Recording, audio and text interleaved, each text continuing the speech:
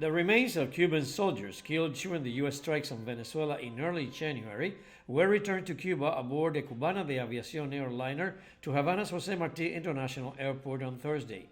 The soldiers were on a military mission at the request of Venezuelan authorities.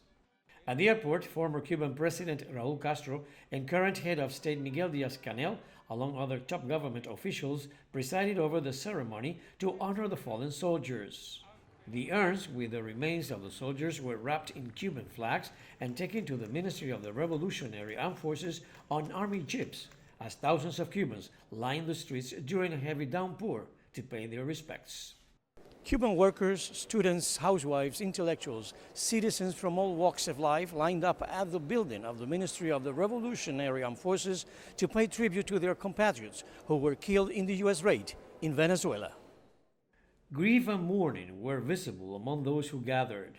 The tribute closed with guards of honor by Cuban personalities, including Army General Raúl Castro and President Miguel Díaz-Canel. I think these comrades fell in Venezuela defending a cause, an ideal instilled in all of us since very early ages, which is representing the people of Cuba. They were defending the achievements of the Cuban Revolution, no matter where they have fallen. We, the people, are quite moved and sad, so we pay tribute to our heroes and extend our support to their families, particularly in these sad moments for Cuba and Venezuela. Earlier on Friday, Cubans staged massive rallies across the island, including a demonstration in Havana, where President Díaz-Canel referred to the fallen soldiers and to the latest threats launched by Washington against Cuba. Cuba does not need to make any political concession. This will never be on a bargaining table to reach understanding between Cuba and the United States. This must be understood.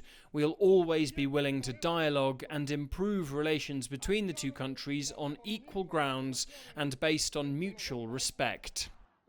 Later, demonstrators marched along Havana's famous Malecón Seafront Avenue near the U.S. Embassy in support of Cuba and Venezuela and to condemn the U.S. strikes on January 3rd.